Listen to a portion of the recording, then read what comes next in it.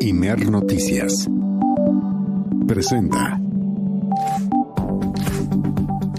Es la 1:00 p.m. en punto, tiempo del centro. Ya estamos iniciando esta emisión de El Acento, el segundo espacio de noticias de esta barra de informativos del Instituto Mexicano de la Radio. Soy Adriana Estela Flores y en nombre del titular de este espacio, Alberto Nájar, le doy la bienvenida a este espacio de noticias, a este espacio de análisis. Hay mucha información de la que hay que hablar, abordar el día de hoy. Y así entonces, sin más, comenzamos. La secretaria de Gobernación, Rosa Isela Rodríguez, afirmó que no existe razón para los bloqueos de productores agrícolas y transportistas registrados en al menos 4 estados y acusó que podrían tener motivaciones políticas. A final de este año, los más de 4 millones de créditos de Infonavit que se volvieron impagables por malas tabulaciones o corrupción quedarán reestructurados tras la implementación del programa Paga lo Justo. En el marco del Día Internacional de la Eliminación de la Violencia contra las Mujeres, la jefa de gobierno de la Ciudad de México, Clara Brugada, lanzó la campaña contra el acoso y el abuso Si te toca, nos toca. Adelantó que este martes presentará un paquete de reformas para fortalecer las medidas de protección a mujeres víctimas de la violencia en la capital del país. Este lunes, el Colegio de Ciencias y Humanidades Plantel Sur de la UNAM reabre sus puertas para que las y los alumnos recorran y observen las mejoras en programas de atención, seguridad e infraestructura. Perú señaló que, de ser necesario, irrumpirá la Embajada de México en Lima para detener a la ex primera ministra Betsy Chávez. La presidenta Claudia Sheinbaum advirtió que esto violaría las leyes internacionales.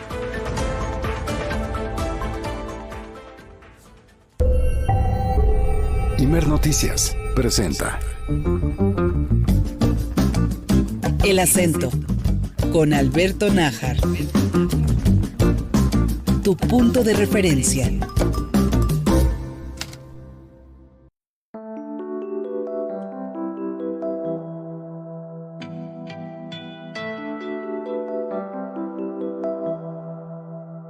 En el sonido del silencio, tal vez encuentre cómo consolarte. La femenina anatomía, con labios rotos les cantaremos la lacrimógena sinfonía. No me interesa vender ilusiones,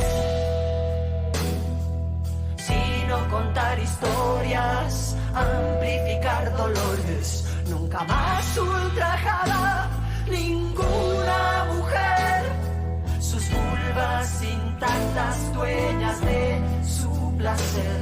Nunca más a la fuerza, obligadas a nada, solo por mutuo placer, ser penetradas. Ovarios, somos vivo y camino, calvarios uterinos, de ser quien recibe los fluidos, el futuro yo cultivo, de ser de quien ya nunca más se aprovechará el mayor abusivo.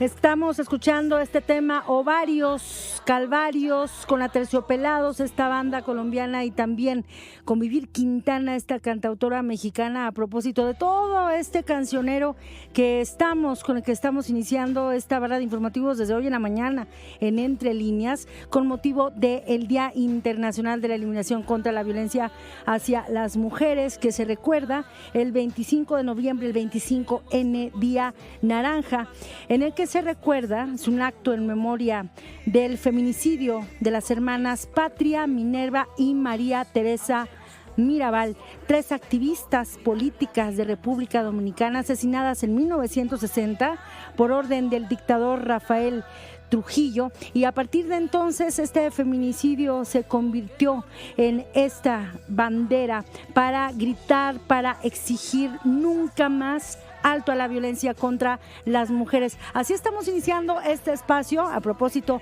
de esta semana del 25N, en la que también aquí en Imer Noticias ya le hemos estado transmitiendo reportajes especiales, entrevistas con esta consigna: no estamos solas y basta, alto a la violencia contra las mujeres. Así estamos iniciando esta edición de El Acento, tu punto de referencia, y estaremos hasta las 3 de la tarde con la información más importante. Les recuerdo, soy Adriana Estela Flores y estoy en esta ocasión en los micrófonos a nombre del titular de este espacio, Alberto Nájar, porque hay mucho trabajo acá en Imer Noticias y justo nuestro director del Sistema Nacional de Noticiarios pues está atendiendo bastantes asuntos. Desde acá saludamos a quienes nos escuchan a través de nuestras emisoras hermanas en los estados y por supuesto a quienes nos sintonizan en todo el mundo vía internet a través de nuestro sitio web noticias.imer.mx. Es una tarde calurosa la que se está viviendo en este momento aquí en la capital mexicana, donde tenemos nuestra torre de radiodifusoras en Real de Mayorazgo 83 en la colonia Joco, alcaldía Benito Juárez, al sur de la Ciudad de México. 21 grados, se va incrementando las temperaturas, pero todavía son mañanas, son noches frías las que se viven en esta ciudad. Desde aquí y con estas coordenadas vamos a la información, haciendo primero esta pausa y también recordando a todas las mujeres, recordando también que ni a las niñas, ni a las mujeres, ni a las jóvenes, ni a las adultas mayores se les toca. Son las 1:06. Vamos a pausa y regresamos. Esto es El Acento en Imer Noticias. Bajo la luna liberaremos cuerpos desnudos, de paz y amor es nuestro escudo. Clítoris perfectos, aullemos juntas por respeto, cuidar la vida nuestro alfabeto. Una aquelarre bajo la luna, que arde el fuego que nos reúna. Aullemos juntas y furiosas por respeto, cuidar la vida y celebrarla, nuestro decreto. Ovarios, somos nido y camino, calvarios uterinos. Escríbenos. Manda un WhatsApp al 55 66 31 24 27. Todo el contenido de Imer Noticias lo encuentras en noticias.imer.mx.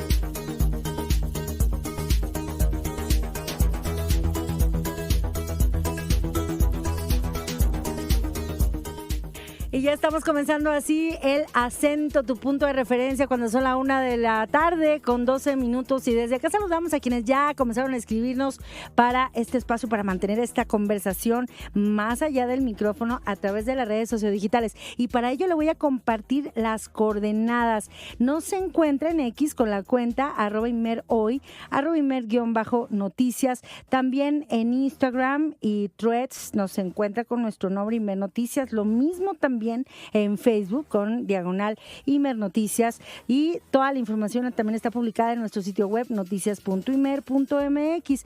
Nos puede descargar la aplicación de Imer en iOS y Android.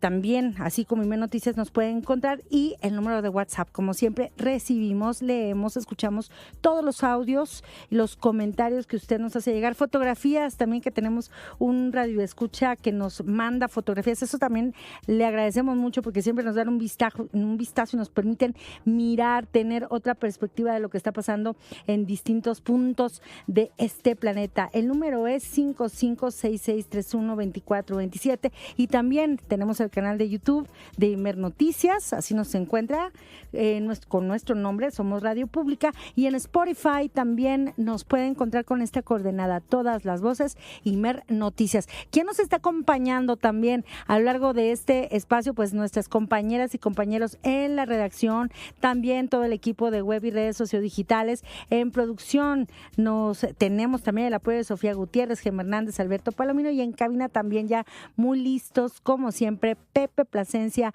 y Rafa Rosales muy al pendiente de este recorrido por la información. Así que hay mucho que informar, hay mucho que analizar. Vamos y comenzamos ya, de una vez, con los acentos. Hay diálogo con transportistas inconformes, recuerda Sheinbaum. Bueno, se decía desde anoche, es más, desde hace días, que iba a ser una movilización nacional, un paro muy amplio, decenas de estados más bien iban a estar involucrados en este paro, en estos bloqueos carreteros que en realidad no tuvieron la dimensión, la magnitud que se había anunciado en días pasados. Evidentemente había mucha alerta que iba a pasar el día de hoy, sobre todo con la circulación, las vialidades en el Valle de México, pero desde muy temprano, y lo vimos, pues sí hubo algunos puntos, algunas afectaciones, pero no eran de la dimensión de la que tanto habían anunciado la Asociación Nacional de Transportistas y el Movimiento Agrícola Campesino, así como el Frente Nacional para el Rescate del Campo Mexicano. Por supuesto que fue una de las preguntas que se le hizo a la presidenta Claudia Sheinbaum en la Mañanera del Pueblo. Ella contestó, se han tomado en cuenta las demandas de transportistas y campesinos y aseguró, los bloqueos no son por falta de diálogo con el gobierno federal. Esta fue su respuesta. Va a dar una conferencia más tarde la secretaria de Gobernación. Es importante que todos sepan que se les ha atendido, ha habido mesas de trabajo. Entonces no es que están bloqueando porque no haya diálogo, hay diálogo. Ahora ya algunos traen el tema de la ley de aguas. La ley de aguas está en discusión en el Congreso, incluso se abrió un foro. Claro, quien tiene acaparadas concesiones pues no le gusta la ley de aguas, pero también hay que seguir avanzando, aunque hay diálogo, hay mesas de trabajo, hay foros en el Congreso para que se puedan vertir las opiniones. Entonces va a dar conferencia la secretaria sobre cómo se les ha atendido y también pues quiénes son los que están parando, que están cerrando carreteras. Esto fue lo que dijo la presidenta esta mañana en el Salón de Tesorería de Palacio Nacional, refiriéndose a la convocatoria que hizo la secretaria de Gobernación, Rosa Isela Rodríguez, a una conferencia que empezó a las 10 de la mañana.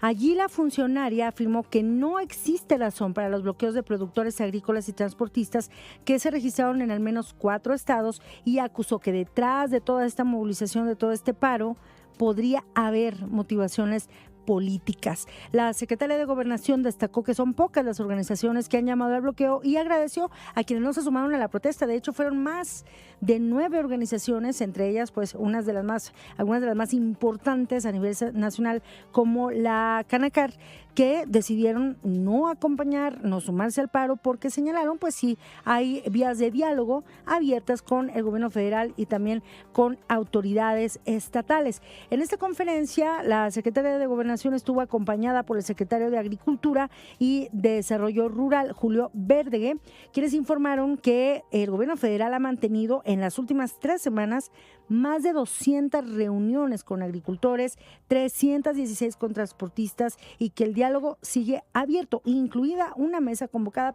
para hoy a la 1 de la tarde, es decir, pues ya a esta hora tendría que estar iniciando una convocatoria que se hizo desde ayer de manera pública por parte de la Secretaría de Gobernación a través de un comunicado. Ya allí convocaba una mesa de trabajo donde van a estar presentes autoridades de distintas dependencias como la CONAGUA, la Secretaría de Agricultura, entre otras que están involucradas en estas planteamientos, en este pliego petitorio de los transportistas y los productores. ¿Qué se dijo en esta conferencia? Pero sobre todo, ¿qué se puntualizó respecto a la real dimensión de este paro? Vamos con Georgina Hernández. Ella estuvo presente allí en esta conferencia que se llevó a cabo en las instalaciones de la Secretaría de Gobernación y nos tiene pues todos los detalles. Georgina, muy buenas tardes. Adelante con el reporte, por favor.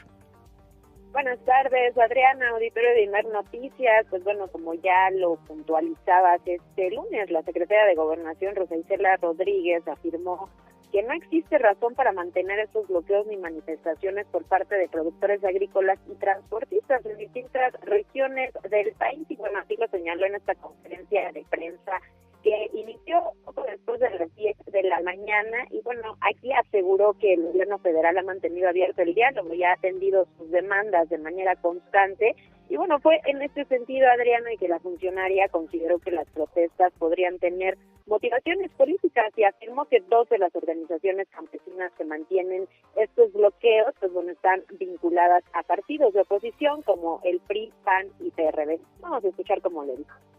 La Secretaría de Gobernación considera que no hay motivo para las movilizaciones y mucho menos para los bloqueos que afectan a la ciudadanía en distintos puntos del territorio nacional, salvo que respondan a motivaciones políticas contra nuestro gobierno al generar la idea de falta de atención a las demandas sociales. En este sentido, esta dependencia hace un llamado a las organizaciones convocantes a privilegiar el entendimiento, subrayando que el intercambio institucional y abierto es la vía para atender sus inquietudes y construir soluciones conjuntas que eviten afectaciones a la población. Se exhorta a los convocantes a suspender acciones que afectan a la ciudadanía, reiterando que el Gobierno de México mantiene disposición plena para atender sus planteamientos en un marco de legalidad y de bien común. Y bueno, señalar, Adriana, que el subsecretario de Gobernación, César Yáñez, fue quien precisó que en cuanto a la movilización de productores, pues bueno, solo se tiene el registro de que están participando los integrantes del Movimiento Agrícola Campesino y del Frente Nacional por la Defensa del Campo, y en cuanto a los transportistas, solo están en los bloqueos la Asociación Nacional de Transportistas. Y bueno, por su parte, como ya señalabas en esta conferencia de prensa, también estuvo el titular de la Secretaría de Agricultura y Desarrollo Rural, Fulvio Verdegué, quien destacó que en las últimas 3 semanas el gobierno federal ha sostenido más de 200 reuniones con productores agrícolas y que además durante el fin de semana hubo encuentros con liderazgos del movimiento y el subsecretario de Gobernación, César Yáñez. Y bueno, fue en ese sentido que señaló que hasta las 9:30 de la mañana del día de hoy se habían reportado movilizaciones en 4 estados de la República, esto es en Chihuahua, en San Luis Potosí, en el Estado de México y también en Zacatecas. Y bueno, puntualizó que en total estaban contabilizando no más de 1,000 productores agrícolas y transportistas movilizados en todo el territorio nacional. Y bueno, en cuanto al tema de la ley de aguas que ya se mencionaba previamente, la secretaria de Gobernación también puntualizó que esta iniciativa, pues bueno, aún no ha sido aprobada y que el debate continúa abierto en la Cámara de Diputados, por lo que hizo un llamado a primero también estar escuchando lo que se está planteando en un panel abierto. Y bueno, sobre el caso de los transportistas, la secretaria Rosa Isela Rodríguez también recordó que desde hace varios meses existen mesas de trabajo permanente tanto con la Guardia Nacional como con la Secretaría de Infraestructura, Comunicaciones y Transportes, enfocadas justo en los temas por los que se están manifestando este lunes, que tienen que ver con la seguridad carretera y la protección de mercancías y operadores. Y destacó que desde el inicio de la actual administración se han realizado 316 reuniones con líderes del sector y bueno, fue por eso que hizo este llamado a las organizaciones convocantes a suspender las afectaciones que están llevando a cabo. Y como ya mencionabas, pues los convocó a esta mesa de diálogo, la cual inicialmente pues estaba prevista para las 11 horas, sin embargo, bueno, se pospuso a las 13 horas, y aquí nos encontramos justo afuera de la Secretaría de Gobernación, en donde todavía pues no se observa la llegada ni de productores agrícolas ni de transportistas. Sin embargo, bueno, estaremos aquí al pendiente por si se da esta reunión a la que fueron convocados. Esa es la información que te tengo, Adriana. Es justo lo que te quería preguntar, Georgina. Entonces, ¿estás tú allí en las instalaciones de la Secretaría de Gobernación en la Colonia Juárez y hasta el momento ninguno de los representantes de estos sectores ha llegado para la reunión?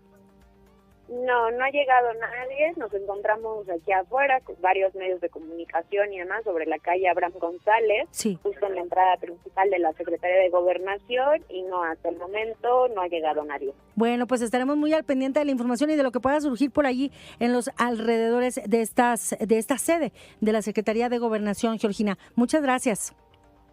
Buenas tardes. Buena tarde para ti también. Ahí escuchábamos a Georgina Hernández, pues muy al pendiente de lo que pueda ocurrir en esta reunión. Ya públicamente está la convocatoria. Veremos entonces cuál va a ser la decisión que finalmente tomen este grupo, este sector de los transportistas, e insistimos, es un sector de los transportistas, no todo, no se trata de un movimiento generalizado. Hubo también, o se están dando de manera periódica a lo largo de estas horas, actualizaciones por parte de Caminos y Puentes Federales, CAPUFE, respecto a cómo está la situación en algunos puntos carreteros de los que ya se había hablado. Allí se iban a dar algunas de estas movilizaciones de los transportistas y los productores agrícolas. Le informo cuáles son algunas de estas reportes. En la autopista Cuernavaca-Acapulco, en la plaza de cobro Palo Blanco, hay cierres intermitentes en ambos sentidos. En la México-Querétaro, a la altura de la plaza de cobro Palmillas, hay cierres intermitentes en ambos sentidos, y en la plaza de cobro de Tepoztlán, con dirección a Querétaro, no hay cierre a la circulación. En la Querétaro-Irapuato, plaza de cobro Querétaro, dirección Querétaro, no hay cierres a la circulación. En México-Puebla, kilómetro 19, dirección a Ciudad de México, hay reducción de carriles. En la estación Don Navojoa, plaza de cobro estación Don, no hay cierres a la circulación en ambos sentidos. En la carretera Guamúchil-Guasave, Puente Sinaloa, hay cierre a la circulación en ambos sentidos. Y en la autopista México-Toluca, el bloqueo es intermitente, mientras que en la lechería Texcoco y en la vía López Portillo, en Ecatepec, los transportistas solo tienen habilitado un carril de circulación. Lo decía también en la conferencia de prensa, los puntos más afectados por estas paro se han registrado en el Estado de México. De acuerdo con lo que informaba el secretario de Agricultura, eran 6 las afectaciones registradas hasta ese momento, el de la conferencia de prensa. ¿Cómo está la situación en este momento? Nos enlazamos con Eduardo Alonso, reportero en el Estado de México, para que por favor, Eduardo, pues nos amplíes, nos actualizas qué está pasando y cuáles son las afectaciones en este momento en las vialidades de esa entidad. Eduardo, adelante, buenas tardes.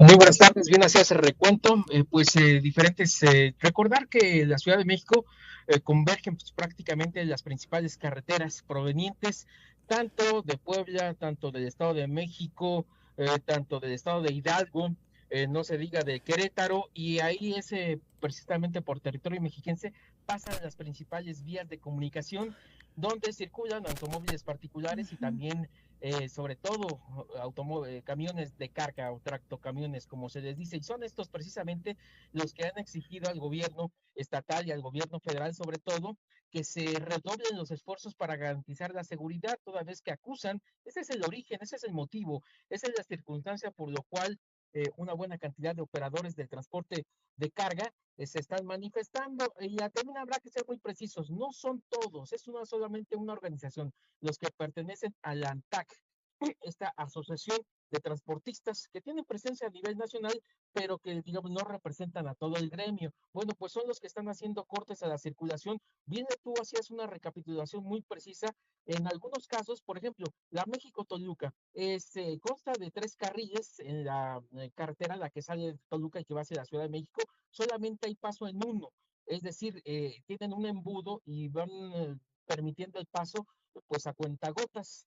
En algunos momentos cierran de forma total y en algunos otros minutos están abriendo, están permitiendo que circulen tanto automóviles particulares como los de carga y los de pasajeros. Esto complica obviamente a la circulación en la que va de la ciudad de Toluca hacia la Ciudad de México, y ese mismo escenario se está registrando en lo que tiene que ver con la México-Pachuca, específicamente en los circuitos federal mexiquense, así como también en la México-Querétaro. Desafortunadamente, pues no ha habido un retiro, un acuerdo por parte de los representantes del gobierno federal que están en los puntos donde está la situación crítica, es decir, los bloqueos, y pues ahí se complica todo. La recomendación, pues, y no recomendación, sino prácticamente la alternativa que han encontrado una buena cantidad de automovilistas, este bloqueo, recordar que se vino anunciando desde la semana pasada, ya se había anunciado que iba a haber fuertes afectaciones.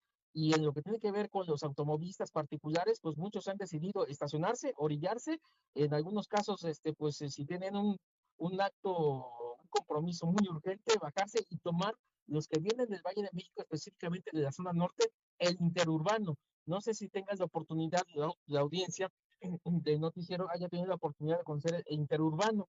Pues es un tren rápido de bajo costo que comunica prácticamente a la zona norte. Estamos hablando del municipio de Tultitlán y Cuautitlán Izcalli con la zona de Buenavista, de Buenavista, lo que antes conocíamos como la terminal de trenes.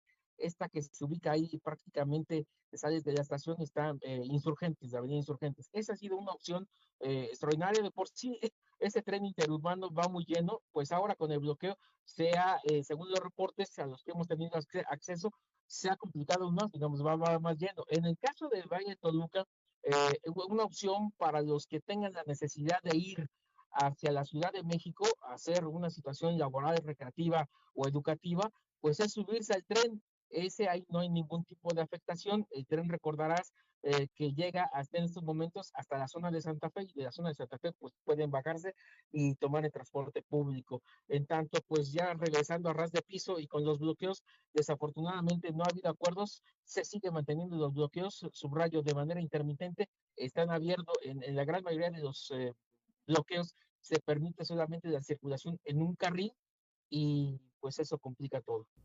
Pues hasta ahora sí es lo que estábamos viendo, estimado Eduardo, la forma en que se han incrementado pues de manera notable el número de personas usuarias en este transporte, sobre todo en el México Toluca, Eduardo. Sí, el Tren México-Toluca, conocido como el Insurgente, así fue bautizado por el expresidente López Obrador, pues es una opción. El pasaje, recordar que cuesta 60 pesos, el viaje completo de la ciudad de Toluca hacia la zona de Santa Fe. Todavía hay una estación pendiente por inaugurar, que es la de Observatorio.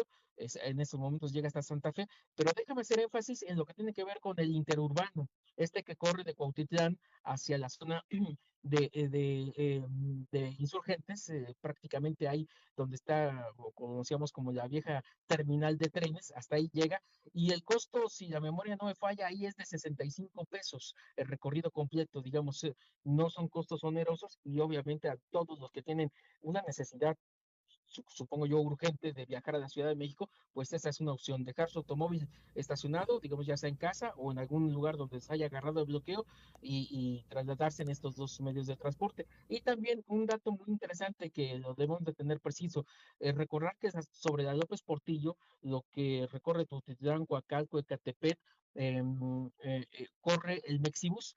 En ese Mexibus se le está permitiendo que siga sus corridas completas, digamos, el Mexibus tiene pase libre, por decirlo así, déjame poner ese esquema, pase libre, entonces no está siendo bloqueado su traslado, y es una buena opción para los usuarios del transporte público de pasajero. Desafortunadamente no podemos decir lo mismo para los que tienen automóvil o los que están conduciendo algún transporte de público de pasajeros, y también para los de carga. Y hasta ahora, nada más por último, Eduardo, no se ha dicho por parte de los transportistas, porque estamos esperando la reunión, si van o no a la reunión convocada por la Secretaría de Gobernación, pero lo que han dicho los transportistas o hasta los reportes que se tienen, no hay una hora en la que se vaya a suspender este paro o estos bloqueos, Eduardo. No, tenemos contacto con los que están protagonizando los bloqueos, que obviamente están con sus representantes en las inmediaciones de la Secretaría de Gobernación. No han tenido luz verde, déjame ponerlo así, si ya levantan el bloqueo o no levantan el bloqueo por la reunión que se tiene prevista. Recordar que el gobierno federal ha dicho que pues la mesa prácticamente iba a iniciar a las 11 de la mañana. No tengo la certeza en lo personal si están acudiendo los representantes del ANTAC, esta organización que está pues protagonizando los bloqueos, encabezando los bloqueos. En tanto, las otras organizaciones dicen que pues han estado sentándose a la mesa con los funcionarios de la Secretaría de Gobernación. Bueno, pues estaremos al pendiente tanto de lo que pase en la CEGOP, pero también allá contigo, Eduardo, si nos lo permites, para ver que finalmente si les llegó alguna información a quienes están participando en estos bloqueos de qué va a pasar, hasta cuándo van a permanecer en este paro, o si cuándo lo suspenderían. Por lo pronto, Eduardo, te agradezco muchísimo por este reporte. Sí, y nada más pues sí, a la audiencia armarse de paciencia, y ya de plano, si ve que la situación es insoportable, orillarse, bajarse, tomar algún tipo de alimento, hacer sus necesidades, y si es posible, pues hacer en transporte público sus actividades. Bueno, pues ahí estaban, como ya señalabas, Eduardo, pues tomar las previsiones, las precauciones necesarias frente a este tipo de escenarios. Gracias, Eduardo.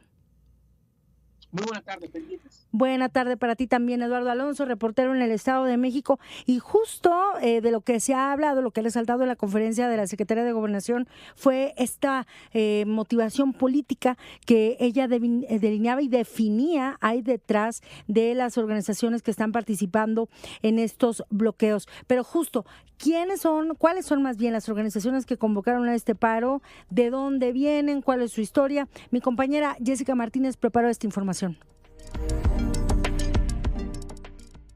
Este lunes 24 de noviembre, organizaciones campesinas y de transportistas cumplieron su amenaza. Mantienen algunos bloqueos para exigir mejores condiciones para el campo y seguridad en las carreteras. De manera simultánea, desde la Ciudad de México, la secretaria de Gobernación, Rosa Isela Rodríguez, ha señalado que no existe motivación justificada para mantener los bloqueos, dado que las autoridades ofrecen apertura al diálogo. En ese sentido, ha comentado que puede haber motivación políticas entre las organizaciones convocantes. Entre los líderes e integrantes de las organizaciones se puede apreciar la participación de personajes que en algún momento de su trayectoria tuvieron alguna participación o vínculo en la política. En el movimiento agrícola campesino se identifican a distintos dirigentes concentrados en el estado de Guanajuato principalmente. Entre ellos destaca su dirigente, Erasto Patiño Soto, que de acuerdo con medios locales anteriormente se desempeñó como diputado del PRI y regidor del PAN, y según la misma organización, la Fiscalía General de la República mantiene una investigación contra 12 agricultores, entre los que se incluye a él. El dirigente del Frente Nacional para el Rescate del Campo Mexicano, Heraclio Rodríguez, es identificado como un activista social y político cercano al tema agrario. Entre 2018 y 2021 se desempeñó como diputado federal por la coalición Juntos Haremos Historia. En esa misma organización se identifica a Baltasar Valdés Armentia, quien fuese diputado local por el PAN y actual dirigente de la organización Campesinos Unidos de Sinaloa. Entre otros líderes campesinos promotores de bloqueos y movilizaciones, se señala a Rubén Corona Hernández y Santiago Hernández Bautista, ambos militantes del PAN, y a Alejandro Gámez, quien fuese presidente municipal por el PRI. En tanto, el presidente de la Asociación Nacional de Transportistas, David Esteves Gamboa, en diversas ocasiones ha denunciado que el gremio sufre a causa de la inseguridad y el mal estado de la infraestructura carretera. Si bien no se identifican vínculos políticos, él ha descartado que este paro nacional no es financiado por empresarios. Para Imer Noticias, Jessica Martínez. En diciembre terminan créditos impagables de Infonavit. Ahí está entonces la información que estábamos escuchando de todo lo que se dijo en torno a este tema, pero vámonos también a hablar acerca de lo que se informó en la mañanera, porque tenía que ver con uno de los temas más sensibles, uno de los proyectos también más ambiciosos cuando estamos hablando del derecho a la vivienda, y tiene que ver precisamente con los créditos, con la construcción de vivienda, toda una serie de acciones que fueron informadas esta mañana por distintas dependencias como Infonavit, la Comisión Nacional de Vivienda, SEDATU, entre otras. Un dato clave: a finales de este 2025, los más de 4 millones de créditos de Infonavit que se volvieron impagables por malas tabulaciones o corrupción quedarán reestructurados tras aplicarse el programa Paga lo Justo. ¿De qué se trata? ¿Cuáles serán los alcances? Nos enlazamos con mi compañero Abye Vargas para que nos amplíe esta información. Abye, nuevamente te saludo con mucho gusto. Buena tarde. Muy buenas tardes, Adrianatito, el auditorio de aquí del Acento en Imer Noticias. Pues sí, buenas noticias en el sector de vivienda, pues los más de 4 millones de créditos de Infonavit que se volvieron impagables por malas tabulaciones o corrupción en sexenios anteriores, pues ya quedarán reestructurados a finales de este año tras la implementación, como bien lo dijiste, del programa Paga lo Justo. En la administración de la presidenta Claudia Sheinbaum, recordemos, se implementó la estrategia para otorgar beneficios a derechohabientes afectados, como son condonaciones o congelamiento de saldos, pues se volvieron estos créditos impagables. Incluso, Adriana, recordar, para algunos derechohabientes el valor de la vivienda ascendió hasta 3 veces de su precio inicial. El director general del Instituto del Fondo Nacional de la Vivienda para los Trabajadores Infonavit, quien es Octavio Romero Oropeza, informó que 2,5 millones de los 4,856,000 créditos que se volvieron impagables ya fueron reestructurados. Escuchemos. ¿qué hemos hecho? Ya resolvimos con beneficios adicionales 915,000, con un programa que se llama Paga lo Justo hasta julio de 2025, 500,000 adicionales, y solución integral para acreditados, que es otra manera de resolver estos créditos, 1,085,000. Es decir, llevamos 2,5 millones de esta cantidad que ya están reestructurados. Ya la gente puede pagarlos. Y de aquí a diciembre de este año vamos a completar los 4,856,000. Nos faltan 2,356,000 créditos, y en diciembre de este año queda resuelta toda esta cartera impagable que había en el Infonavit. Además, la estrategia de vivienda de este sexenio pues contempla la construcción de viviendas a precios muy accesibles, y pues a finales de este año el Infonavit entregará las 4,871 primeras viviendas, las cuales pues están en 58 desarrollos ubicados en 39 municipios de los estados, muy atentos del auditorio, de los estados de Tamaulipas, Quintana Roo, Nuevo León, Veracruz, Tabasco, Chiapas, Morelos, Michoacán, Zacatecas, Durango, Sinaloa, Oaxaca, Yucatán, Guerrero, Guanajuato, San Luis Potosí, Coahuila, Colima y Chihuahua. Ante esto, pues la presidenta de la República, Claudia Sheinbaum, señaló que la meta sexenal es construir 1,300,000 viviendas entre el Infonavit, la Comisión Nacional de Vivienda y el FOVISSSTE, y recordó que además 5 millones de familias se beneficiarán con la reestructuración de créditos impagables que se les impusieron en la época neoliberal. Escuchemos.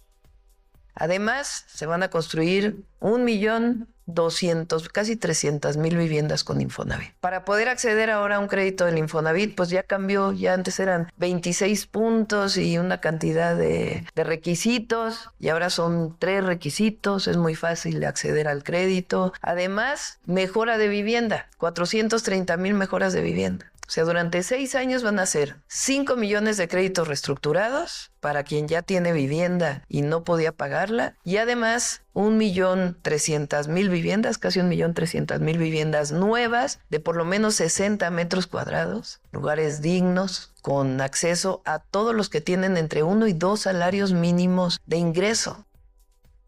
Importante la construcción de cómo están edificadas estas viviendas, pues en sexenios anteriores, recordemos, Adriana, que pues son viviendas muy pequeñas, aparte pues alejadas de todo servicio, que incluso pues por esto las mismas personas derechohabientes que adquirieron estas viviendas pues las dejaron. Y bueno, en tanto, la secretaria de Desarrollo Agrario, Territorial y Urbano, Edna Vega Rangel, pues informó que a finales de este año se entregarán 6,401 viviendas terminadas. Estas 4,871 del Infonavit más las 1,530 de la Comisión Nacional de Vivienda. Actualmente 345,817 viviendas están en proceso, que representa pues ya un avance de 90% de la meta que se tiene este año, que es de 386,000. De estas 256,666 son del Infonavit y 86,152 de la Comisión Nacional de Vivienda. Escuchemos. De entregas de vivienda, el total proyectado para entregar entre noviembre y diciembre es de 6,051 viviendas, que tanto por parte de Infonavit como por parte de Conavi están previstas, el mayor número en diciembre. Y finalmente el tema de la regularización, que también vamos bien, ya como habíamos informado en sesiones anteriores, vamos al 185%, considerando las escrituras entre tanto por FOVISSSTE Infonavit como por parte del Instituto Nacional de Suelo Sustentable. Bueno, el director general de la Comisión Nacional de Vivienda, quien es Rodrigo Chávez Contreras, pues informó que de las más de 86,000 viviendas que prevén construir pues este sexenio, 52,366 ya están en proceso de obra, 29,810 están en trabajos preliminares y 3,975 en proceso de iniciar. A partir de la segunda quincena de diciembre, muy importante al auditorio que nos escucha, arranca la entrega de 1,530 viviendas en Baja California Sur, Hidalgo, Michoacán, Morelos, Nayarit, Sonora, Tabasco, Yucatán y Zacatecas. Escuchemos.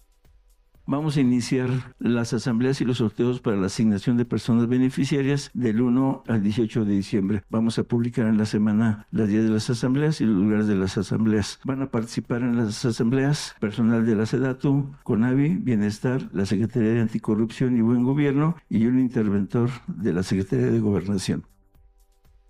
Además, pues la vocal ejecutiva del FOBISTE, quien es Abneli Maldonado Mesa, informó que como parte del programa de justicia social, pues ya se han otorgado liquidaciones, reestructuras, condonación de intereses, quitas y ajustes en los pagos de créditos de 242,812 personas, de una meta de 400,000 beneficiarias y beneficiarios. Esa es la información, Adriana. Oye, muy interesante, sobre todo lo que estás mencionando, estimado Abie, de los sorteos que se van a llevar a cabo por parte de la Comisión Nacional de Vivienda para pues asignar a quienes van a recibir una casa. Entiendo que estos sorteos, Abie, es por el alto número de solicitantes de vivienda social. Así es, Adriana, se ha visto pues una solicitud muy importante, sobre todo pues precisamente por cómo están estructuradas pues las casas y también las ubicaciones que están pues cerca de todos los servicios, a diferencia de, pues lo repito y recordar a todos, creo que tenemos algún conocido, algún familiar que adquirió alguna vivienda por parte del Infonavit y están muy lejos, además de que pues en donde están ubicadas pues estas viviendas no tienen servicios cercanos, incluso pues también hay viviendas abandonadas que también el gobierno federal pues está implementando una estrategia para pues poder rescatar todas estas viviendas que han sido abandonadas debido a esto, que están muy lejos de los centros de trabajo, de los servicios, y precisamente por eso pues las abandonaron, y también pues las dimensiones que tienen pues son muy pequeñas, a diferencia pues de estas que están cerca de los servicios, además de que están con los metros cuadrados que se tienen que tener precisamente para una vivienda digna. Oye, Abie, les decían las pajareras, ¿no? ¿Te acuerdas que así los conocíamos de manera despectiva?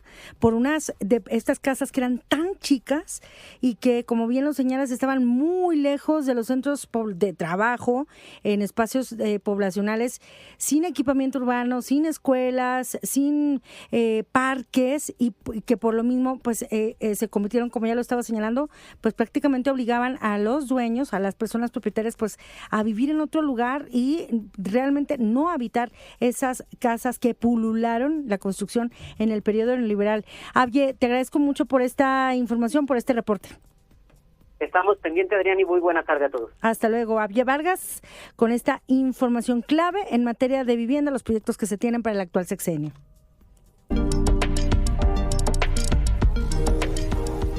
Y bueno, ¿en qué consisten esos sorteos para seleccionar a las personas beneficiarias del programa Vivienda para el Bienestar 2025? Estos sorteos y asambleas que llevará a cabo la Comisión Nacional de Vivienda, la CONAVI. Vamos a hablar al respecto con Rodrigo Chávez Contreras, el director general de la Comisión Nacional de Vivienda, sobre todo al tratarse, como ya lo decía mi compañero Abie Vargas, pues de una necesidad fundamental y sobre todo un derecho, el derecho a tener un techo, a tener un hogar. Rodrigo Chávez, muy buenas tardes y gracias por este enlace para El Acento. Sí, buenas tardes, mucho gusto y gracias por la invitación. Gracias a usted por su tiempo y bueno, en primer lugar, si nos puede detallar cómo se están organizando, cuándo van a llevarse a cabo estas asambleas y sorteos y sobre todo, ¿por qué se van a realizar? Sí, recuerdas un poco el antecedente para que todo el mundo tenga opción de participar en el programa de vivienda CONAVI. Se tomó una decisión de abrir un registro general en las zonas donde vamos a construir las viviendas. Todo el mundo fue a registrarse, se abrieron módulos de registro en 3 etapas, se han registrado en la actualidad para el programa de este año 220,000, todavía faltan algunos módulos que se instalen, pero en general ya estamos preparando lo que serían las asambleas para asignación de las familias que van a ser parte del proyecto. ¿Por qué vamos a hacer una asamblea electiva? Pues porque vamos a hacer una insaculación. En la medida que un proyecto de vivienda que tiene un número determinado de viviendas y se registró un mayor número, la forma de decidir es que sea a través de una insaculación en esta primera etapa. Que los ciudadanos sepan que es una primera etapa de 6 etapas que vamos a construir 500,000 viviendas en el sexenio de la doctora Claudia Sheinbaum. ¿Una primera etapa de 6? De 6, sí, sería una etapa por año. Este año estamos construyendo 86,000 viviendas. De esas 86,000 viviendas, el 20% se van a destinar a un prototipo de vivienda especial para jóvenes. Se va a hacer un programa de vivienda en renta para jóvenes, es decir, de esas 86,000 le quitamos 17,000 y las otras se van a ir a insaculación. La insaculación también tiene sectores prioritarios. Se van a incorporar de manera directa los discapacitados y los adultos mayores. Y ya tenemos un porcentaje, el porcentaje más o menos de discapacidad es de 5% y el de adultos mayores debe de andar alrededor del 3%. Ellos no van a entrar a la insaculación, van a entrar directamente al programa de vivienda. Directamente al programa de vivienda. Preguntarle también el hecho de que se tenga que llegar a este proceso de insaculación. Entiendo que hubo una considerable aumento en cuanto al número de solicitantes de vivienda en relación a las viviendas que se tienen proyectados o que CONAVI tenía proyectados construir para este año, Rodrigo. Sí, es que es complejo cómo decidir el padrón de integración de la demanda. En periodos anteriores de la historia se hacían por compadrazgo, por edad o por grupo, por un sistema corporativo, y la presidenta Claudia Sheinbaum dijo que todo el mundo pueda participar y que sea un poco la suerte de quien le toque, no una decisión de carácter político o administrativa, sino que se le dé oportunidad a todos los que quieren ser parte del programa de vivienda que participen. Y estamos hablando de que estamos hoy en este año con 86,000, el año que antes de otra etapa y así. Yo creo que todo el mundo va a tener la oportunidad de ser parte de este programa de vivienda, que dicho de otra manera es un recurso que no tiene intereses, es un recurso que va subsidiado y es para las familias que perciben un ingreso menor a los salarios mínimos y que no tienen derecho a herencia ni con Infonavit ni con Fobiste. Justo le quiero preguntar acerca de los requisitos. Qué personas son las que pueden inscribirse para formar parte de estos sorteos? Ya tenemos inscritas 220,000. Ya. ¿Qué características? Que ganen menos de 2 salarios mínimos, que no tengan derecho a herencia ni con Infonavit, ni con Fobiste, ni con ninguna otra institución de ese tipo, que no tengan vivienda propia, ¿no? Y en general serían como los 3 requisitos básicos. Ya los tres que vivan en la zona, que tengan independencia económicos, etcétera, pero ya son un criterio más social.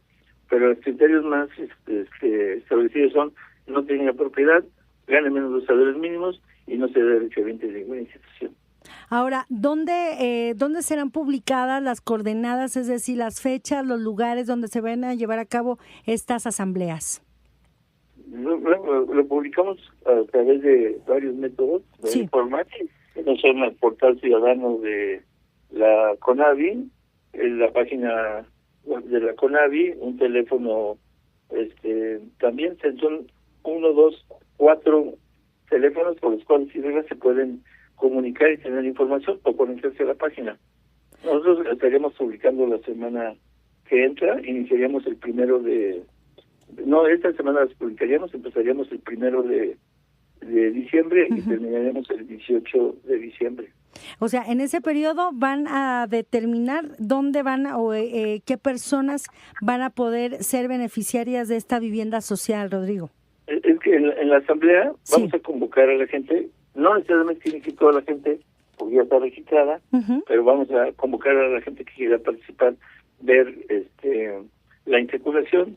Ahí va a estar personal de bienestar, de la Secretaría de Buen Gobierno y Anticorrupción, de la SEDATU, de la CONAVI y un interventor de la Secretaría de Gobernación.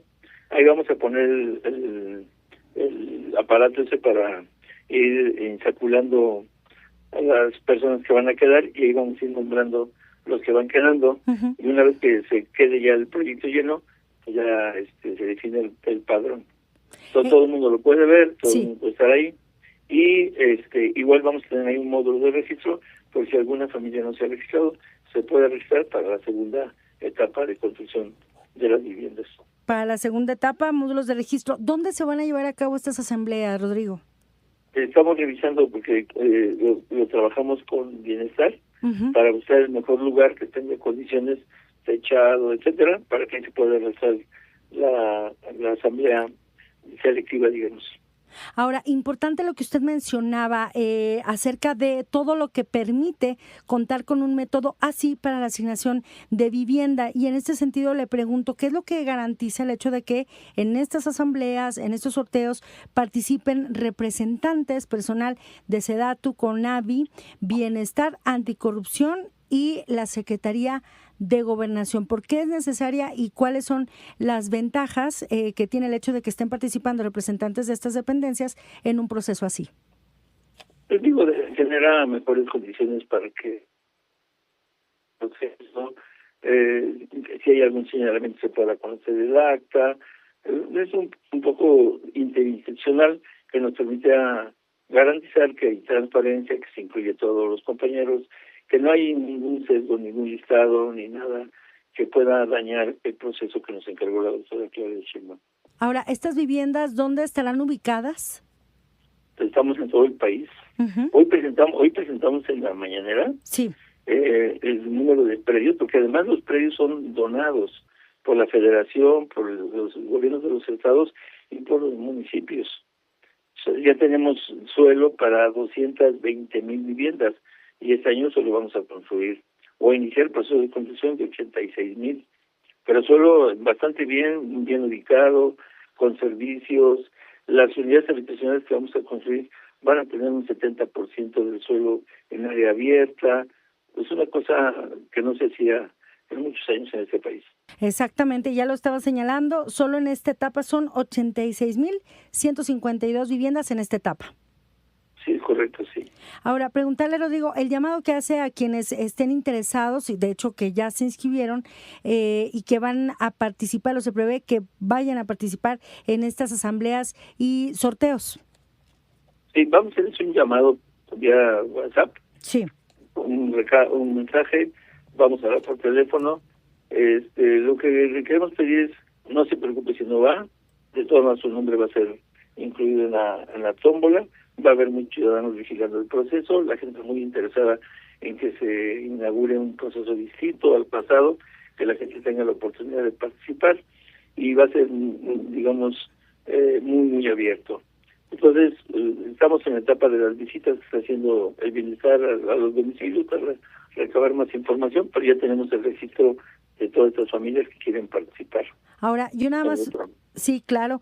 Y ahora yo nada más le quisiera preguntar, ya también inició el CONAVI la segunda etapa de visitas domiciliarias para la próxima etapa de la entrega de vivienda, Rodrigo. Ya hicimos 3 etapas. Sí. Ya terminamos el día de ayer la tercera etapa de registro, ya se arrancan las visitas domiciliarias. Vamos a ir haciendo asambleas donde ya está concluida la visita domiciliaria.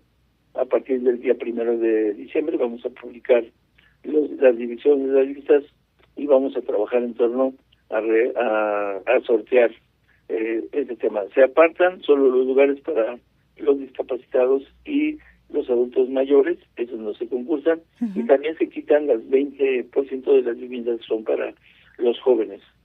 Y lo demás se va a insacular. Bueno, va a ser un método interesante, nuevo, novedoso, no se ha dado... no conocemos otro lugar donde se haya ese proceso, es muy innovador de este gobierno del segundo piso de la cuarta transformación, y me parece que es el sistema más justo y democrático que se puede realizar para asignar una cosa tan valiosa que es un derecho humano a tener una vivienda adecuada. Sí, es lo que le iba a preguntar, no existe antecedente, ¿no?, de que haya una asignación de vivienda que se haya realizado de esta manera. No conocemos. En ese sentido vamos a ser innovadores y va a ser muy transparente y se va a fortalecer esa parte de que todo el mundo tenga derecho a estar, a participar, que no haya exclusiones, que no haya sesgos, que no haya dedazos. Creo que eso va a ser muy interesante en este proceso de vivienda del bienestar. Ahí está entonces la información. Del 1 al 18 de diciembre se van a realizar estas asambleas y sorteos para elegir a las personas beneficiarias de Vivienda Bienestar 2025. Rodrigo Chávez Contreras, director general de la CONAVI, gracias por este tiempo para El Acento. Gracias a usted. Gracias. Bueno, pues ahí estábamos escuchando una parte fundamental, clave de lo que se presentó esta mañana en torno a uno de los proyectos de infraestructura social más importantes y más ambiciosos de este sexenio, como es la construcción de vivienda. Presenta Sheinbaum avances en tren interoceánico. Y bueno, hablando de infraestructura, también hay otras obras que se han estado inaugurando a lo largo de los últimos días en este país, y uno de ellos tiene que ver con el tramo, la línea K del tren interoceánico que enlaza Ixtepec, Oaxaca con Tonalá, Chiapas, un tramo que fue inaugurado el sábado pasado, y esto fue resaltado hoy en la mañana por la presidenta Claudia Sheinbaum. Subrayó que el rescate que hizo la pasada administración encabezada por el expresidente Andrés Manuel López Obrador de los servicios ferroviarios es fundamental para superar el rezago histórico de la movilidad en el sureste del país. Recordará usted que, y lo decía también López Obrador, una zona que fue prácticamente olvidada durante varios sexenios, se olvidó el sureste, y por ello, pues en las cifras, en los reportes en torno a la situación, los índices de marginación y pobreza, pues los estados en el sureste eran los que resaltaban por su alto nivel de marginación, y cómo no, cuando la mayor parte de la infraestructura se concentraba en el centro y hacia el norte. La presidenta criticó que durante los sexenios neoliberales se hayan concesionado los ferrocarriles de una manera absurda, como ocurrió durante el periodo de Ernesto Zedillo Ponce de León, que luego pasó a formar parte del Consejo de Union Pacific Corporation, y pues eso lo hizo justo después de que durante su gestión se privatizó el sistema ferroviario. No se trata de una cuestión menor, porque estamos hablando justo de la movilidad y sobre todo del transporte de pasajeros, y todo esto que caracteriza a países, por ejemplo en Europa, con el sistema ferroviario que tienen, también a varias naciones de Latinoamérica, que es muy normal tener los trenes de pasajeros para conectar a distintas entidades, conectar el país. Estados Unidos también es un ejemplo. Pues todo esto en México no lo tuvimos, más bien varias generaciones no tuvimos acceso al transporte de pasajeros, porque simplemente durante Zedillo pues se privatizaron. Así recordaba la presidenta Sheinbaum lo que ha ocurrido, esta transformación del sistema de ferroviario de México. Primero es la recuperación del tren. Recuerden que en el periodo de Zedillo se privatizaron los trenes de una manera absurda. No tendrían por qué haber privatizado los trenes. No tenía ningún sentido. Si había problemas de corrupción, entonces no se resuelven privatizando, se resuelven pues atendiendo el problema. Decían que no eran rentables. Pues claro que se requiere todo para la rentabilidad de los trenes. Pero si no eran rentables, entonces ¿por qué para los privados sí son rentables y no para el Estado? Absurda esa venta. Recuerden que además Zedillo se fue a trabajar a una de las empresas a las que le privatizó el tren. En el caso, por ejemplo, del México-Querétaro, Miguel de la Madrid todavía inauguró estaciones, el tren México-Querétaro. Todavía hay vías, todavía se ven catenarias, y después se privatizaron. Entonces, el rescate que hace el presidente López Obrador de los trenes es fundamental para pasajeros, es decir, como movilidad local, para unir localidades, de turismo y también de carga. El sureste durante muchos años pues ha tenido muy poca movilidad. Nosotros estamos haciendo también la carretera Macuspana-Escárcega, que también va a dar continuidad a las carreteras que van a la península de Yucatán. En el caso de los trenes, pues es importantísimo. Y además genera una enorme alegría a la población y les da la oportunidad de tener una movilidad distinta, movilidad moderna, que vincula comunidades, para el propio comercio entre las comunidades. Es algo muy hermoso, pues cambia la vida de las comunidades. La presidenta también recordó que ya se encuentra en construcción el tramo que irá de Tonalá a Ciudad Hidalgo, Chiapas, lo que permitirá avanzar en la integración ferroviaria de la región sur-sureste del país. Es muy bonito porque la mayoría de las estaciones ya existían del antiguo tren. Son estaciones antiguas restauradas. La gente pues está muy contenta. Imagínense ahora de Tonalá a Ixtepec, de ahí a Salina Cruz, de Salina Cruz a Coatzacoalcos y de Coatzacoalcos a Palenque, pues se puede ir en tren. Y seguimos trabajando en la de Tonalá hasta Ciudad Hidalgo, la frontera con Guatemala. Entonces nos fuimos bajando en cada una de las estaciones y la gente llegó pues contenta, traída por la llegada, la apertura del tren, y en el camino también mucha gente muy feliz. Este ya está funcionando. Este lo inauguró el presidente López Obrador, desde Salina Cruz hasta Coatzacoalcos. Y también ya me tocó a mí acompañarlo en la inauguración del que va de Coatzacoalcos hasta Palenque. Aquí se une con el Tren Maya. Aquí puede uno bajarse del tren interoceánico y subirse al Tren Maya para llegar hasta Mérida y dar la vuelta en toda la península de Yucatán. ¿Qué estamos haciendo ahora? Va de Roberto Ayala a Dos Bocas, Tabasco, y inauguramos la que va desde Ixtepec hasta Tonalá. Y estamos haciendo la de Tonalá hasta Ciudad Hidalgo. Este puerto también se está mejorando, Puerto Chiapas, ya están llegando vehículos ahí. Y también Salina Cruz. Como ven, pues es un proyecto integral en el sur-sureste del país. Y la gente muy, muy contenta.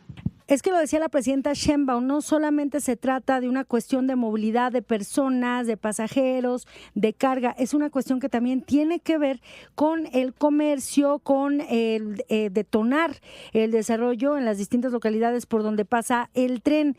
Y de acá, pues vale la pena recordar, si usted nos está escuchando muy seguramente, porque conozco personas que tuvieron esta oportunidad de viajar en el tren de pasajeros, el que iba desde, por ejemplo, desde Monterrey, Nuevo León, hasta la Ciudad de México, y pues recuerdan cómo se daba el comercio, la vendimia, cómo se hacían estos traslados a través de este sistema ferroviario. Usted seguramente, si usted nos está escuchando y tuvo el privilegio de haber viajado en estos trenes, pues le invito a que nos comparta sus comentarios, porque hubo personas, pues las generaciones posteriores, sobre todo después de la privatización de Zedillo, pues ya no pudimos tener acceso a este tren.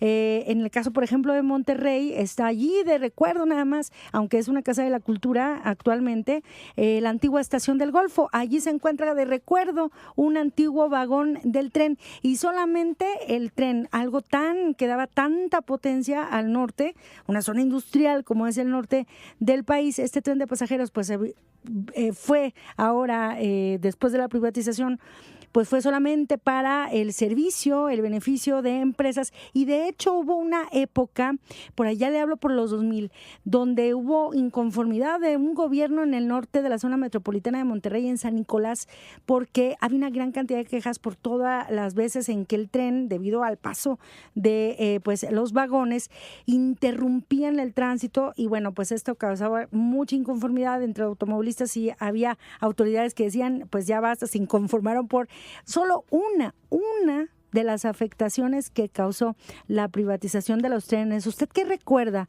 Si usted logró abordar y pues gozar de este sistema ferroviario que había antes de la privatización, le invito a que nos comparta sus comentarios. El número es 556631-2427.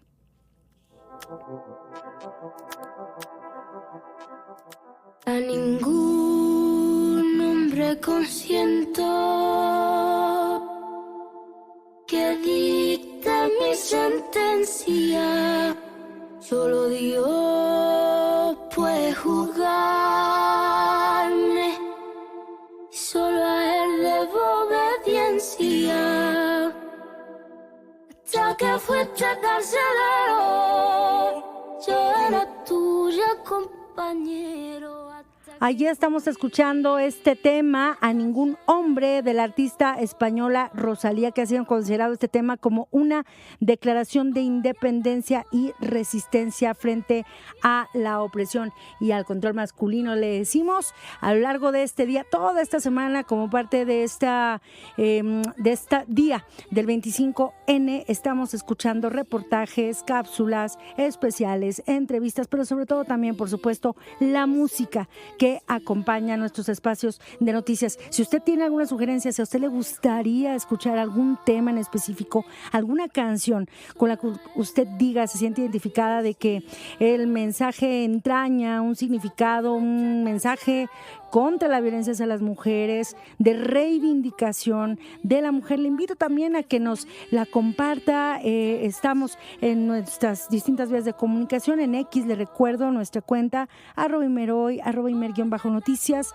@adrianestela, y en el WhatsApp 5566312427. ¿Qué tema incorporaría usted a nuestro playlist, a nuestro cancionero por el 25N? Con este tema, A Ningún Hombre, de Rosalía. Nos vamos a una pausa, son las 2 de la tarde con 8 minutos, pero al regresar tenemos más información. Esto es El Acento, soy Adriana Estela Flores y ya nos escuchamos después de la pausa. Solo a él debo obediencia, hasta que fuiste carcelero, yo era tuya compañero, hasta que fuiste carcelero.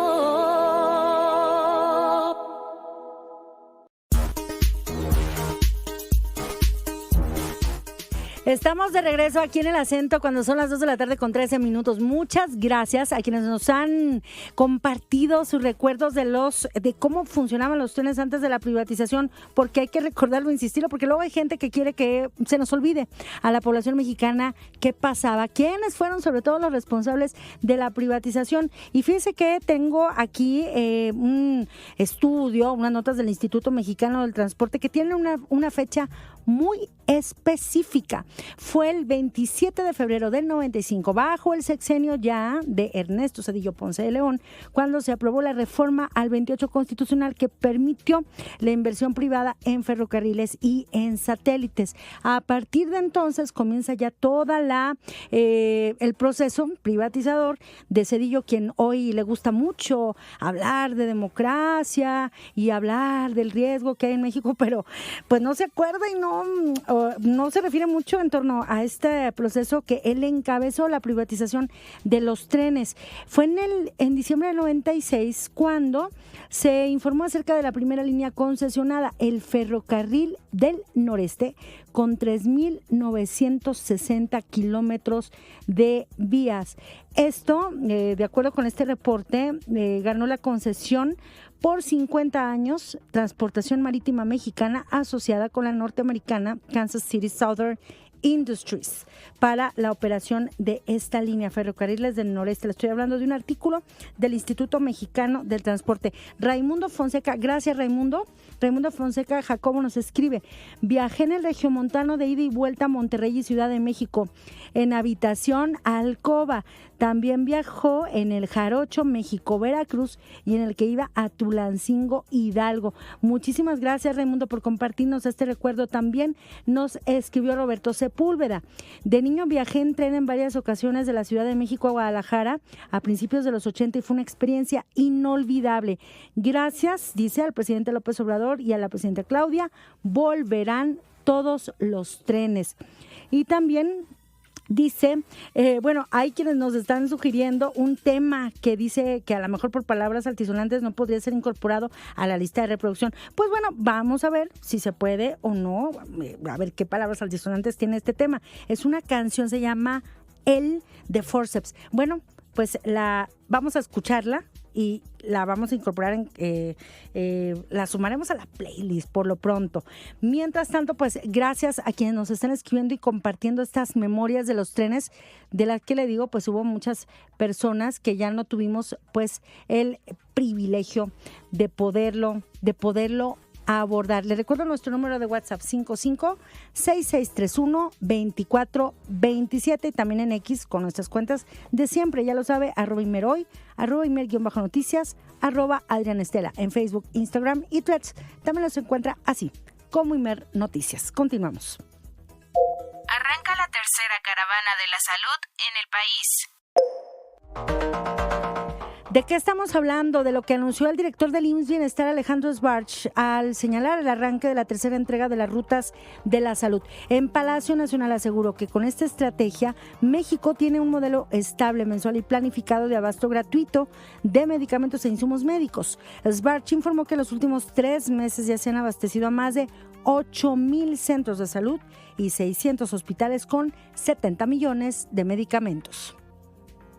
Con esta entrega confirmamos que el país ya cuenta con un modelo estable, mensual y planificado de abasto gratuito de medicamentos. En estos 3 meses hemos logrado algo muy importante: más de 8,000 centros de salud y más de 600 hospitales abastecidos de manera continua, entregando más de 70 millones de medicamentos a nuestro personal médico. Este trabajo asegura que la atención no se interrumpa en ningún servicio: consultas, urgencias, cirugía y oncología. Para esta tercera entrega, del 21 al 23, realizamos el empaquetado. Ayer cargamos todos los camiones a lo largo y ancho de nuestro país. Hoy, desde las 6 de la mañana hasta el 28 de noviembre, salen 328 rutas para recorrer sierras, montañas, ríos y caminos rurales para garantizar que cada unidad médica del IMSS Bienestar reciba su abasto completo y a tiempo. En total vamos a abastecer 637 hospitales, 746 kits de medicamentos planificados y más de 16 millones de piezas destinadas a su operación mensual. Cada ruta significa que un paciente podrá recibir su tratamiento sin interrupciones y, por supuesto, sin importar la geografía. Presidenta, con esta tercera entrega consolidamos un sistema nacional de distribución que funciona con regularidad, continuidad y suficiencia, porque el abasto, como usted nos ha señalado, no es un trámite administrativo, es un acto de justicia social. Es que una mujer salga con su tratamiento completo, que una quimioterapia no se interrumpa y que un niño reciba su antibiótico a tiempo.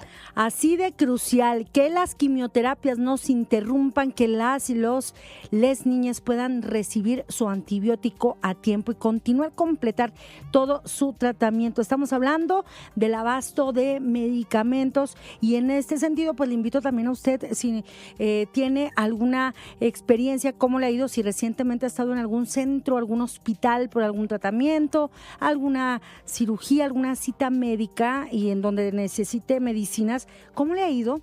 ¿Cómo le ha ido con la farmacia allí en el centro donde haya acudido usted, ya sea del ISSSTE, del IMSS Bienestar? Cuéntenos si ha encontrado, le han suministrado los medicamentos. Le recuerdo la vía de comunicación, sobre todo la que estamos leyendo muy seguido, 5566312427, nuestro número de WhatsApp. Lanzan campaña Si te tocan, nos toca en Ciudad de México. Es un lema, una consigna, una exigencia en el 25N y siempre, si te toca, nos toca. A las mujeres no se les tocan. Y este nombre, Si te toca, nos toca, es el nombre de la campaña contra el acoso y el abuso que lanzó hoy el gobierno de la Ciudad de México en el contexto de este Día Internacional de la Eliminación de la Violencia contra las Mujeres. No es un día de celebración, como luego suele pasar con el 8M, que hay quienes felicitan a las mujeres. No, aquí es un día de reflexión, pero sobre todo también de movilización y de protesta. La jefa de gobierno de la Ciudad de México, Clara Brugada, al anunciar la campaña, adelantó que mañana martes va a presentar un paquete de reformas para fortalecer las medidas de protección a mujeres víctimas de violencia aquí en la capital del país. Nos enlazamos con Guadalupe Franco, ella tiene todos los detalles. Lupita, buenas tardes, adelante.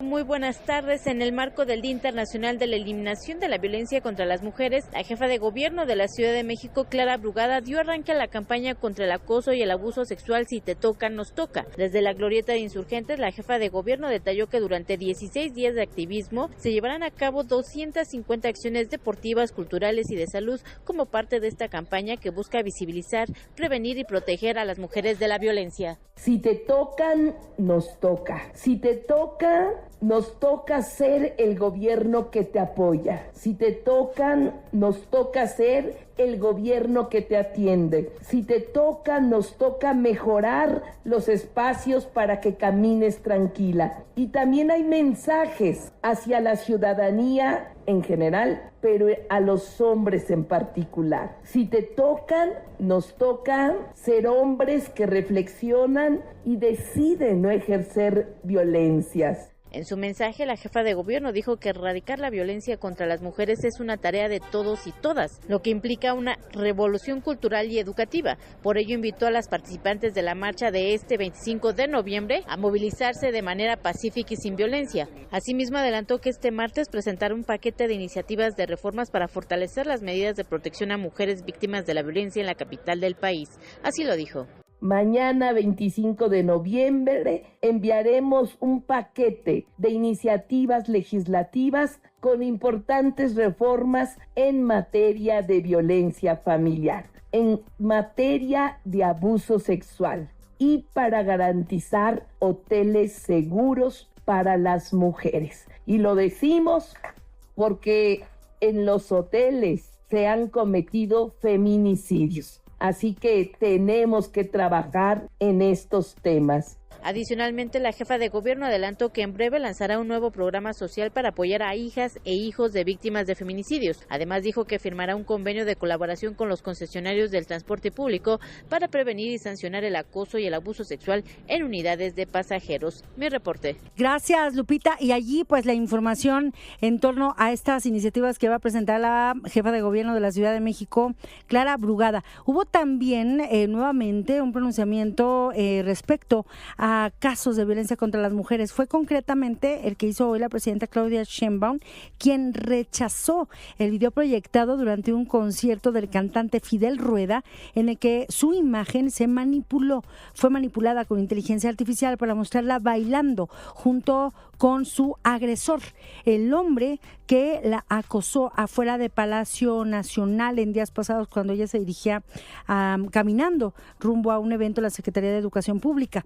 La presidenta recordó que una gran cantidad de mujeres siguen viviendo abuso y acoso en México, por lo que impulsará cambios legales para evitar que este tipo de contenido se difunda sin consecuencias, porque no solo fue el hecho de el acoso, el haber sido víctima de acoso, luego de una publicación en el diario Reforma que la revictimizó, también por parte de distintos actores políticos que luego trataban de edulcorar el machismo diciendo que no, que preocupaba la seguridad y realmente la vulneración del entorno de seguridad de la presidenta. No, había un acoso, un acto de abuso por parte de un hombre que se creyó con el derecho de poder tocar el cuerpo de la presidenta, de una mujer, sin su consentimiento. Una situación a la que se enfrenta una gran cantidad de mujeres en México, en el mundo, y que desde chicas se nos enseña a tener cuidado de este tipo de agresiones. Vamos a escuchar lo que dijo la presidenta al respecto. No al abuso, no al acoso, no a la publicación de cualquier mujer, no de la presidenta, de cualquier mujer. Las mujeres en México no están solas, su presidenta y el gobierno está con ellas. Y vamos a cambiar las leyes y a garantizar que no haya impunidad. Y estas cosas que ocurren, pues, muestran de quién viene. Pero más allá de este episodio, el tema es lo de fondo, que muchas mujeres siguen viviendo acoso y abuso en nuestro país, y eso está mal. Entonces, tiene que haber un proceso de concientización muy grande y al mismo tiempo la sanción. Justo se refería la presidenta pues a este ambiente, a esta cultura patriarcal, machista que permite que se haya normalizado este tipo de agresiones. Cabe mencionar que el cantante Fidel Rueda ofreció una disculpa pública a la presidenta por la difusión del video y aseguró que el visual fue proyectado sin su consentimiento. También expresó su respeto hacia la presidenta Sheinbaum por el hecho de ser mujer y por su investidura presidencial. Por otra parte, la mandataria pidió que sean pacíficas las marchas convocadas para mañana en el marco del Día Internacional de la Eliminación de la Violencia contra las Mujeres y adelantó que en este contexto se presentará el plan integral para que el abuso sexual sea sancionado en todo el país. Bueno, siempre que se manifiesten de manera pacífica. Mañana viene Citlali. Recuerden que hace poco presentamos cómo se van a modificar las leyes para que el abuso sexual, sobre todo a las mujeres, el acoso sea sancionado y además haya una campaña muy grande en todo el país de que eso está mal y además pues es un delito de protección a las mujeres. Nuestra responsabilidad no solamente es haber llegado como primera mujer presidenta y el símbolo que eso representa para todas las mujeres mexicanas y para los hombres también, sino también proteger a las mujeres, apoyar. Entonces el programa se va a presentar el día de mañana y junto con los centros libres, que queremos tener un centro libre en cada municipio del país, ya va bastante avanzado, y las Tejedoras de la Patria, que es una red de mujeres voluntarias en apoyo a los derechos de las mujeres y la cartilla de las mujeres, pues se va avanzando de manera importante. Entonces mañana presenta Citlali y a todas aquellas o aquellos que van a marchar el día de mañana, pues hacer un llamado a que sea una marcha de manera pacífica. Bueno, pero hay que destacarlo, cada vez que ocurren movilizaciones de este tipo también se dan pues estas expresiones de rabia, de coraje, de molestia, sobre todo por parte de mujeres que han sido víctimas de distintas violencias, porque no solamente se trata del acoso sexual, se trata también de la violación, también de la violencia en entornos laborales, de la violencia económica y del pues el acto más duro de violencia, que es, en caso de la violencia física, que es el del feminicidio. Son movilizaciones en las que marchan mamás, tías, primas, hermanas, hijas, hijos, también de víctimas de los feminicidios, y lamentablemente las reportes, las cifras pues dan cuenta del nivel de violencia que enfrentan las mujeres, que enfrentamos las mujeres aquí en México. Solo un dato, 7, si usted dio un número, 10 mujeres, 7 de cada 10 mexicanas mayores de 15 años sufrirá al menos un incidente de acoso sexual a lo largo de su vida. Esto de acuerdo con datos de Naciones Unidas. Otras fuentes señalan casi la mitad han experimentado acoso sexual callejero. ¿En dónde? En la calle, en el mercado, en transporte público, como el metro, los autobuses, en hospitales, escuelas, trabajos. Y a esto, todo esto se suma también la violencia digital, el ciberacoso, y pues son parte solamente de los datos detrás de los cuales no hay números, hay historias, hay mujeres que se enfrentan todos los días a este tipo de situaciones que muchas veces, la mayor parte de las veces, se queda en la impunidad. Sería ilegal la invasión de embajada mexicana en Lima, advierte Sheinbaum. Tenemos la mirada también colocada en lo que está pasando en Latinoamérica, sobre todo por estos pronunciamientos que se hacen desde Perú. Señaló el gobierno de este país que, de ser necesario, irrumpirá en la Embajada de México en Lima para detener a la ex primera ministra asilada Betsy Chávez. Esto lo declaró el primer ministro peruano en una entrevista que daba a un diario internacional, y frente a esto pues reaccionó la presidenta Sheinbaum. Advirtió que un acto así violaría las leyes internacionales. Recordemos, esta situación se da después de que Perú en varias ocasiones, ya había, en días pasados apenas, en semanas pasadas, había declarado también persona non grata a la presidenta Sheinbaum, pero esto viene ya de más atrás, de cuando estaba el sexenio del expresidente Andrés Manuel López Obrador, y cuando él defendió al líder rondero, el expresidente Pedro Castillo Terrones, quien fue destituido en un proceso notoriamente ilegal, que luego quienes lo sustituyeron, las élites allá en Perú, pues decían, lo acusaban más bien a él de haber orquestado un golpe de Estado, y pusieron en su lugar a una mandataria que no fue electa en urnas, que no fue electa de manera democrática. Todo el contexto de estas declaraciones y la respuesta de Sheinbaum lo tenemos en este reporte que preparó Luis Camarillo Carvajal.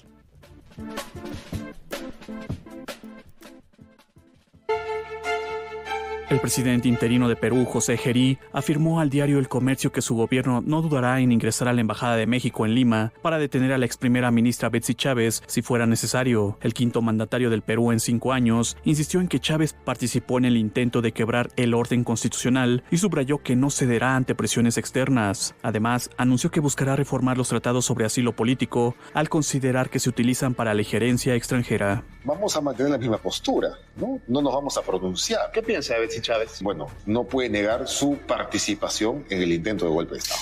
no puede negar. En mayor, menor medida, ella participó. No puede decir, no supe nada. Todos lo sabemos, pero ella claro que lo niega. Es una verdad pública, pues no, tampoco nos quieran engañar. Pero la postura del gobierno ha sido clara. Tenemos compromisos internacionales, tratados vigentes, que no podemos desconocer siempre si queremos salir adelante como país, porque tenemos que vivir en armonía. Pero sí puedo demorarme en emitir la decisión final, que es lo que estamos haciendo, porque vamos a presentar nuestra postura crítica y vamos a proponer modificaciones al tratado pertinente, porque se ha distorsionado la figura del asilo como tal. Entonces, y ello también va de la mano de la injerencia del país que le otorga el asilo político. Geri replicó que las relaciones diplomáticas se han lesionado por los excesos de otros mandatarios y afirmó que actuará con firmeza. Es parte de un correlato internacional. Es una pena que las relaciones con México se hayan estropeado así, ¿no? Claro, es una pena. Han lesionado nuestra buena armonía que teníamos años atrás. Pero bueno, son episodios que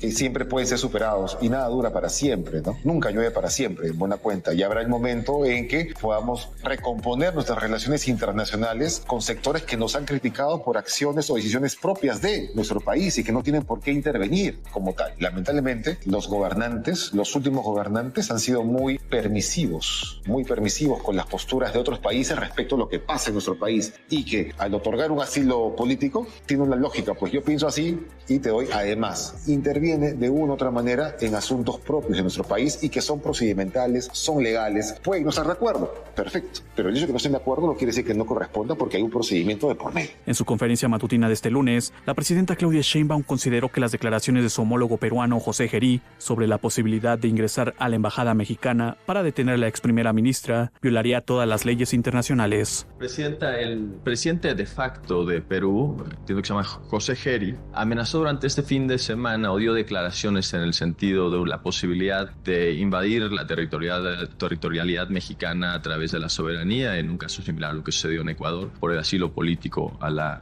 Betsy Chávez. ¿Qué podría decir al respecto también? Violaría todas las leyes internacionales. ¿Está México preparado para algo así? ¿Lo consideran dentro del atlas de riesgos que exista sobre esto? Pues nada más, el asunto es si se comete una irregularidad internacional, una violación a la soberanía. Entonces, podemos tener diferencias, pero siempre en el marco de la ley internacional. Ya ocurrió en el Ecuador y violando todas las leyes internacionales. Entonces, el derecho de asilo de esta mujer es el derecho de asilo reconocido por las leyes internacionales de derechos humanos. Es un derecho de asilo dentro del marco de las relaciones internacionales y sus leyes. Y la vulneración sería muy grave.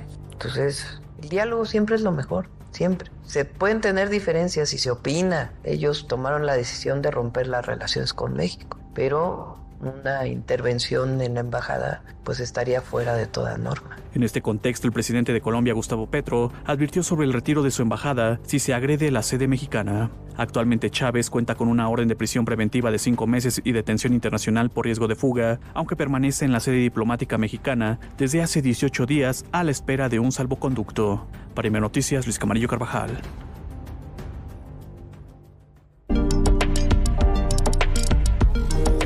Y bueno, evidentemente todas estas declaraciones que hacía, y corrijo, porque dije primer ministro, no, el presidente de Perú, José Gerí, todas estas declaraciones aumentaron la expectativa de qué iba a pasar o qué podría pasar dentro de la Embajada de México allá en Lima. Para saber y actualizar la información en torno a lo que está pasando en Lima, sobre todo en los alrededores de la Embajada, recibo con mucho gusto a Jaime Herrera Atalaya, periodista peruano y director de El Nuevo Diario. Muy buenas tardes, Jaime.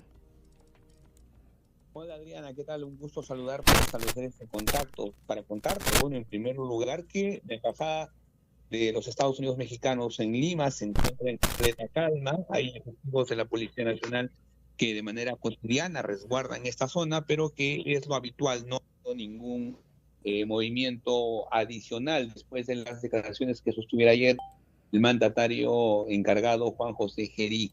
Cabe señalar que esta mañana Ernesto Álvarez, presidente del Consejo de Ministros, se presentó ante el Congreso de la República y a la salida de esta cita en el Parlamento dio declaraciones a la prensa donde señaló que lo que había dicho el presidente peruano era una opinión personal que recogía un poco el sentimiento decía él, de la mayoría de peruanos, pero que sin embargo el gobierno no tiene intenciones de ingresar y no lo hará tampoco a la fuerza a la sede diplomática de México en el Perú. Señaló también que es la misma posición que sostiene él como presidente del Consejo de Ministros y también el canciller Hugo de Sela, quien también ha opinado al respecto acorde con los lineamientos del derecho internacional. Entre tanto, distintas bancadas políticas en el Congreso de la República y también en el ámbito electoral, teniendo en cuenta que estamos próximos a elecciones generales, han tenido diversas reacciones. Obviamente, el sector de la derecha ha señalado que ellos están de acuerdo con que haya una intervención y se ingrese a la fuerza para cumplir con el arresto que se le ha dictado a la expresidenta del Consejo de Ministros del gobierno de Pedro Castillo, la señora Betsy Chávez, mientras que otros sectores más ligados al progresismo han cuestionado esta declaración, a la que han llamado incluso de temeraria por parte del presidente Gerí. También hay algunas organizaciones sociales que han señalado que también desarrollarán actividades en respaldo a la ex premier Betsy Chávez, así como también al gobierno mexicano por haber tomado esta decisión, que además no es la primera, pues recordemos que ya tiene actualmente asilada allá en México a la esposa del mandatario, así como también a sus hijos. Adriana. Exactamente, y justo ya lo señalabas, ya hay personas integrantes, la familiares de Pedro Castillo que se encuentran asilados por acá, pero entonces la situación en calma, solamente ha habido estos pronunciamientos en el terreno político, Jaime. Así es, básicamente es en el terreno político, también han salido algunos especialistas, expertos que siempre tratan de dar a conocer sus opiniones. Hay incluso embajadores que señalan que lo que está haciendo México es tener una injerencia en el ámbito judicial, donde hay una detenida por delitos comunes que debería ser intervenida incluso a la fuerza, más allá del derecho internacional, de los tratados de asilo. Mientras que también otros embajadores, otros especialistas en temas diplomáticos señalan que esto sería una actitud en contra del derecho y que además dejaría al Perú en muy mal estado en el ámbito internacional. Recordando además que esto ocurrió recientemente en Ecuador y que además el Perú en ese momento cuestionó la decisión del gobierno mexicano cuando ingresó a la sede diplomática de los Estados Unidos mexicanos. Bueno, pues por lo pronto entonces así la situación en calma, pero bueno, veremos también qué siguen, qué pronunciamientos o qué va a responder ahora Gerí después de una respuesta pues tan contundente como la que escuchábamos hoy por parte de la presidenta Claudia Sheinbaum Pardo. Por lo pronto, Jaime, te agradezco por este enlace para este noticiario El Acento. Sí, muchas gracias, Adriana, y resaltar en todo caso que los encargados del Ejecutivo, del Gobierno, tanto su presidente del Consejo de Ministros como el ministro de Relaciones Exteriores han descartado que esa posibilidad del presidente Gerí solamente ha sido una opinión y que no se va a ejecutar de ninguna manera. Algo que no se va a materializar, tal vez solo se queda en eso, una declaración por ahora entonces, Jaime. Así es, Adriana, un gusto saludarte. Y como siempre un placer informarte de lo que ocurre aquí en Perú. Igualmente de escucharte, estimado Jaime Herrera Atalaya, periodista peruano y director de El Nuevo Diario, pues actualizándonos en calma. Ya nos estaba comentando, es cómo se encuentra la situación alrededor de la embajada mexicana, pero bueno, ahí hay todavía estos... pues este intento por parte de las autoridades de Perú, como ya lo veíamos, lo escuchábamos muy bien y lo leíamos en las declaraciones de Gerí, pues este intento de pues tensar una relación, la relación bilateral que de por sí pues ya había tenido varias diferencias, episodios de diferencias en años anteriores. pero también sigue habiendo distintos encuentros bilaterales, sigue México teniendo sus vínculos con otras naciones y una de ellas es clave en estos momentos, como Honduras, con las elecciones presidenciales ya a la puerta el próximo domingo 30 de noviembre. Hay varias opciones, varios proyectos evidentemente allí en contienda, y habrá una reunión mañana entre la presidenta Claudia Sheinbaum con su homóloga hondureña, Xiomara Castro. La presidenta precisó que la recepción se realizará en Palacio Nacional con una ceremonia de Estado y después habrá una serie de reuniones en privado. Preguntarle si se va a reunir con ella, me parece que sí. Mañana. Viene mañana. Y la recibimos. El día de mañana la recibimos con una visita formal de nación a nación, estado a estado. Hacemos la celebración como siempre lo hacemos, la recibimos, que tocan los 2 himnos y después ya va a ser una serie de reuniones privadas que vamos a tener con ella, hermanando todavía más la buena relación que hay con Honduras. ¿Habrá conferencia o simplemente será un comunicado que salga? Un comunicado nada más. La presidenta Sheinbaum detalló que con su homóloga hondureña abordará diversos temas, como aquellos relacionados a la región latinoamericana, previo a que la mandataria termine su administración, que va a concluir en enero del próximo año, después de que este domingo se defina quién va a ganar las presidenciales. Vamos a platicar de los temas de América Latina, del Caribe, y Xiomara ya está por cerrar su ciclo en la presidencia. Nos hemos hecho pues buenas amigas desde que la conocí, que vino, y también pues es un reconocimiento al trabajo que ha hecho al frente del gobierno de Honduras, y hay mucha relación con Honduras, de actividad económica y muchas otras actividades que se han hecho hasta ahora y que pues pretendemos que continúen. Y bueno, vamos también con otra información, a seguir hablando acerca de los cambios que se están dando en lo jurisdiccional, pero también en la vida interna de la Suprema Corte de Justicia de la Nación, sobre todo con esta decisión que tomó el ministro presidente del máximo tribunal del país, Hugo Aguilar Ortiz, quien le ordenó a la Dirección de Logística y Protocolo que deje de brindar servicios ajenos a la función jurisdiccional a ministros en funciones, jubilados en retiro y viudas. ¿De qué se trata? Pues se acabaron los apoyos, estos mandados, y así es como lo relata la nota publicada en el diario La Jornada, en esta noticia que publicó el reportero Iván Evair Saldaña. Se trataba de al menos estos servicios, eran 59 servicios personales sin relación con la función jurisdiccional. Iban desde pagos y trámites hasta la compra de boletos para partidos y espectáculos, obtener autógrafos y limpieza, mantenimiento y reparación de electrodomésticos.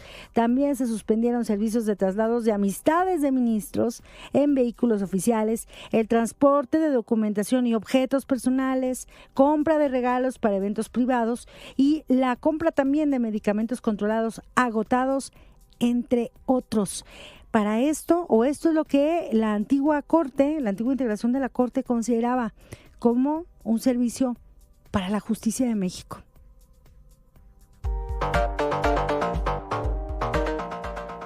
Hablando también de justicia, pues avanza también esta protesta por parte de distintas organizaciones para que se reduzca aquí en México a 40 horas la jornada laboral. Hubo una serie de movilizaciones ayer y al respecto la presidenta Sheinbaum confió en que antes de que termine el año se presente la iniciativa de reforma constitucional en la materia. Dijo la presidenta, es importante que se llegue a un consenso.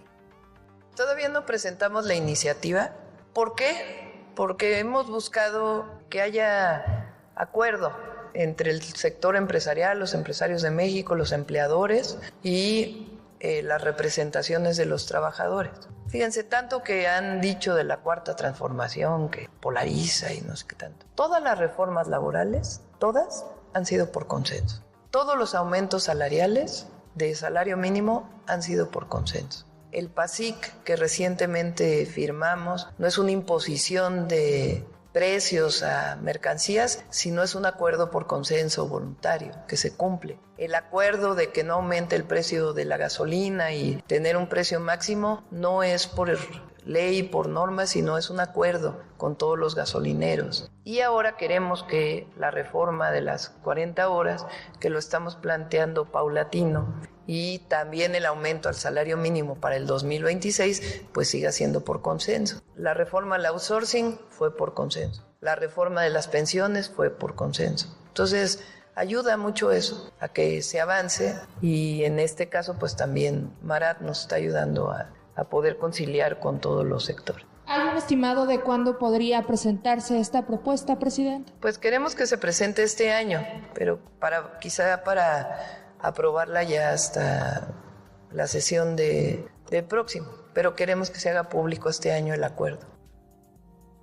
Y vamos también con otra información. De seguro usted el fin de semana, si pudo observar, mirar sus redes sociodigitales, pues vio ahí unas publicaciones de una protesta contra la presidenta Sheinbaum. Ahí se hablaba y decían, había varios titulares que decían rechiflas y así, recibe el pueblo de Juchitán a Sheinbaum. Pues fíjese que la presidenta se posicionó respecto a este tema. Consideró ridículas y un signo de desesperación las críticas sobre su gira del fin de semana por Oaxaca. La mandataria afirmó que se trató de un grupo de 70 personas en un evento de 4,000, por lo que pidió no creer en todo lo que sale en redes sociodigitales. Esta idea de hacer montajes de fotografías y hacerlos viral, de hacer gigante, hoy salen, la peor gira de cualquier presidente de toda la historia de México la tuvo la presidenta en Oaxaca. Pues, ¿a dónde fueron? O sea, ¿a dónde estuvieron? Pues es ridículo. Sí, 2 personas gritaron en un evento y luego ahí en la Mixteca llegó un grupo. También se juntan los extremos, los radicales de un lado con los radicales del otro, de derecha y de izquierda, supuesto. Pero llegó un grupo, fíjense, dicen que no hay libertad, que hay autoritarismo. Llega un grupo, interrumpe el evento, se pone en la calle y está gritando. Entonces les digo, pues si quieren los atendemos, pero no siguieron gritando. Bueno, pues tienen derecho a seguir. Era un grupo como de 70 personas y el evento era como de 4,000 y nosotros seguimos con el evento. Terminó el evento y después trataron de evitar que saliéramos y salimos. No, ya, ingobernabilidad en México, terrible, qué situación, qué ridículo. Entonces, lo que es importante, no se dejen llevar por todo lo que sale en las redes sociales. Y nosotros vamos a seguir informando. Y no hay problema, vamos muy bien. La presidenta también desestimó las versiones promovidas por sectores de oposición que sugieren que el gobierno de México influyó en el triunfo de Fátima Bosch en Miss Universo. También versiones que surgieron de manera muy intensa y usted sabe ya, los actores de siempre hablando y posicionando estos temas. Ya en varias ocasiones se ha dicho, este tipo de posicionamientos, de opiniones no son orgánicos.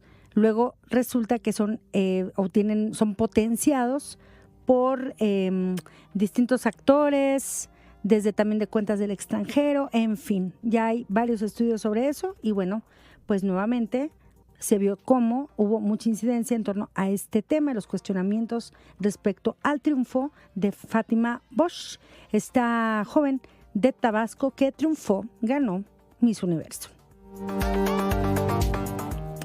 Hay una encuesta muy interesante que dio a conocer de las eras de Motecnia que indica que, de acuerdo con la mayoría de las personas que encuestó, piensa que el grupo de manifestantes que causó hechos de violencia durante la movilización de la llamada Generación Z el 15 de noviembre fue pagado. De acuerdo con la investigación, a la pregunta respecto a si el grupo de manifestantes fue pagado para provocar, el 62% de los encuestados respondió que sí, el 20% dijo no. Más de la mitad de los consultados, 51%, opinó que el mismo grupo de manifestantes fue responsable de comenzar los ataques. 78% confirmó que estaba enterado de las marchas. Si bien el 36% dijo no saber quién organizó la movilización, el 33% señaló que fue organizada por la Marea Rosa. Solo 26% estimó que fue organizada por jóvenes. Respecto al cuestionamiento de cómo se consideró la actuación de la policía, el 39% de los encuestados la consideró justa, 28% la calificó de excesiva y el 15% la tildó de débil. El 53% concluyó que el gobierno de Sheinbaum no reprime la libertad de expresión. Estoy de acuerdo con el ejercicio estadístico, esta encuesta más bien, de la firma de las eras de Motecnia. Y bueno, han pasado ya poco más de 2 meses de que ocurrió el asesinato del joven Jesús Israel en el plantel del Colegio de Ciencias y Humanidades Sur de la Universidad Nacional Autónoma de México. Se hablaba de que hoy ya habría un regreso a clases en este plantel, pero en realidad lo que pasó es que hubo una visita, un recorrido por parte de estudiantes de quinto semestre y madres y padres de familia, quienes visitaron las instalaciones para conocer las mejoras en seguridad e infraestructura y decidir si ya con base en lo que vieron hoy regresan o no a clases presenciales. Allí estuvo mi compañera Luz Cecilia Andrade y nos tiene esta información. Alumnas y alumnos de quinto semestre visitaron este lunes las instalaciones del Colegio de Ciencias y Humanidades Plantel Sur para evaluar las mejoras en programas de seguridad e infraestructura que solicitaron luego del acto de violencia que terminó en el asesinato de un compañero suyo dentro de las instalaciones el pasado 22 de septiembre. Alumnas de quinto semestre presentes en los recorridos señalaron que estos fueron cortos y con poca información. Para Daniela, alumna de quinto semestre, las autoridades no demostraron que todos los botones del estacionamiento funcionan y tampoco le mostraron a su grupo si las luminarias eran funcionales. Pues la verdad, ahorita que entré al plantel no hay muchas medidas. No nos dejaron también presionar muchos botones. Dijeron que nada más algunos de prueba, pero como que si no los dejaron presionar es por algo, ¿no? Las iluminarias no sé cómo estén, porque yo soy del turno de la mañana, entonces no sé, la verdad, no opinaría sobre eso. Pero los torniquetes, la verdad, los vi bien, pero algunos como que sí se tardan en fallar, o sea, no reconocen tu cara al instante. De acuerdo con un comunicado oficial de la institución, esta instaló 15 torniquetes y detectores de metal en accesos, 70 cámaras de videovigilancia, 50 botones de emergencia, 120 metros de reja y barandal en el perímetro escolar, así como 271 luminarias en puntos que eran de poca visibilidad. Al preguntarle a alumnas y alumnos presentes en el recorrido sobre esta información, dijeron que algunos datos los desconocían porque no fueron dichos en este proceso. Aileen, alumna de quinto semestre, comentó que el recorrido fue corto y había información que no sabía, como la instalación de las rejas y el número de luminarias y dónde estaban colocadas. No nos mencionaron nada de eso y de hecho habían uno que otro papá con nosotros en el recorrido y como que sí les preguntaban cosas y como que no sabían qué responder. Entonces sí faltó, creo yo, desarrollar muchas cosas sobre todo, porque no nos explicaron ni nada. Nada más literal se enfocaron en un botón de emergencia, en las cámaras y en los baños, fue todo. Al finalizar los recorridos a la 1 de la tarde, tutores, alumnos y profesores se reunieron a un costado de las instalaciones para decidir si estas medidas eran suficientes para regresar a clase. La asamblea continúa hasta este momento y se espera se llegue a una resolución. Para Imer Noticias, Luz Cecilia Andrade. Ahí el reporte de mi compañera Luz Cecilia Andrade, quien ha estado muy al pendiente de este tema, de lo que ocurre con las y los estudiantes del CCH Sur, porque de hecho también, hay que destacarlo, la UNAM llevó a cabo una encuesta, un ejercicio, más bien un proyecto Espora para pues conocer de cerca qué es lo que ocurre con la salud mental de sus estudiantes. Vamos también a cambiar de información, mantenemos la mirada también sobre lo que ocurre en Michoacán. Fue detenido en Uruapan Jaciel Antonio N., presunto responsable de reclutar a 2 personas que participaron en el homicidio del alcalde Carlos Manso el pasado 1 de noviembre.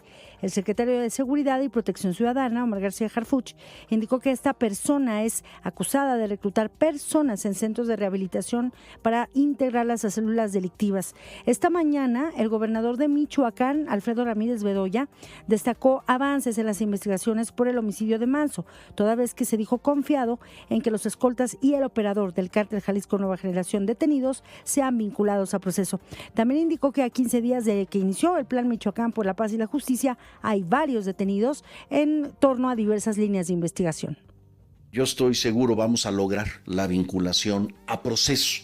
El primer detenido es de los 8, como ustedes lo saben, se informó por el propio secretario Omar García Harfuch y Carlos Torres Piña en conferencia de prensa en la Ciudad de México, es probablemente el actor intelectual de este atentado, y los otros 7 son el primer círculo de escoltas, que está la investigación precisamente muy avanzada de que hayan sido, pues bueno, también de alguna manera penetrados por algún grupo de la delincuencia organizada. Estoy seguro que se va a lograr este tema. Hay la confianza, también la propia familia ha demostrado y ha dado su voto de confianza en las investigaciones. La familia de Carlos Manso ha dado su voto de confianza y creo que este ha sido y está siendo bien recibido, y también está dándose una respuesta muy oportuna precisamente en este caso. Las investigaciones continúan, por supuesto. Allí lo que está ocurriendo y cómo siguen avanzando las investigaciones en el caso de Michoacán. Pero mientras, vámonos también con otra información que también ha causado pues mucha expectativa. Estamos hablando de esta conversación telefónica que sostuvieron el presidente de China, Xi Jinping, con su homólogo de Estados Unidos, Donald Trump, donde el mandatario chino le reiteró que el retorno de Taiwán a China es fundamental. Al señalar que esto es una parte importante del orden internacional de la posguerra, el mandatario chino afirmó que ambos países lucharon juntos contra el fascismo y el militarismo, y ahora deben trabajar juntos para salvaguardar los resultados de la Segunda Guerra Mundial. Esto ocurre luego de que Japón desplegó misiles en una isla cercana a Taiwán en medio de tensiones con China, y Pekín acusó como imprudentes y chocantes las declaraciones de la primera ministra japonesa, Sanae Takaichi, donde sugiere una posible acción militar en Taiwán. En tanto, al destacar una relación extremadamente fuerte, Trump anunció que visitará China en abril. Esto ocurre casi un mes después de que se reunieron en persona en Corea del Sur, tanto Trump con el mandatario chino, donde hablaron sobre comercio, sobre Taiwán y también, por supuesto, en torno a qué pasa y cuál será el futuro en Ucrania. Hay también un anuncio por parte de la Secretaría de Gestión Integral de Riesgos. Activó alerta amarilla por pronóstico de temperaturas bajas durante la madrugada y la mañana del martes en la alcaldía Tlalpan. Así que todavía va a haber frío allá en esa zona al sur de la capital.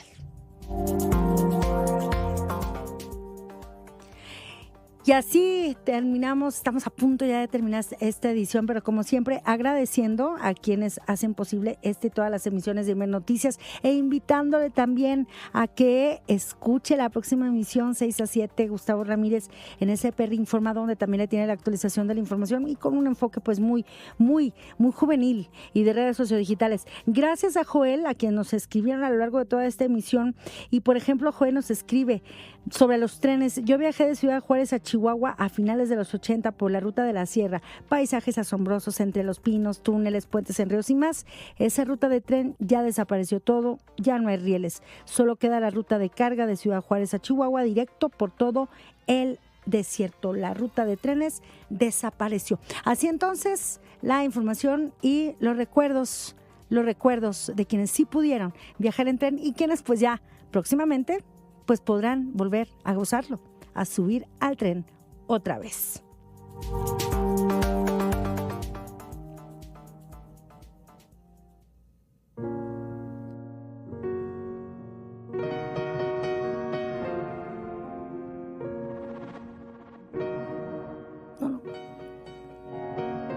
D'abord, il y a eu Gisèle, et puis il y a eu Sophie, Lisa, Khadija et Marie, et ma copine Claire, et puis il y a moi aussi. Et puis toutes celles qui n'ont jamais rien dit, mais t'en as rien à faire. Toi, ce sera qu'un... Así estamos escuchando este tema, Je t'accuse, de la autora, la cantautora francesa Suzanne, y así entonces también despedimos esta emisión. Gracias a quienes nos hicieron llegar sugerencias de temas, los vamos a incluir. Tenemos toda la semana hasta el viernes para estar recordando, exigiendo, gritando por justicia. Las mujeres no se tocan. Hasta. Fermer les yeux alors que t'as tout vu, je t'accuse. C'est pas l'innocent, t'as rien fait quand t'as su. Imer Noticias presentó El Acento con Alberto Nájar. Tu punto de referencia. Las opiniones aquí expresadas son responsabilidad de sus autores y no representan la posición editorial de Imer Noticias.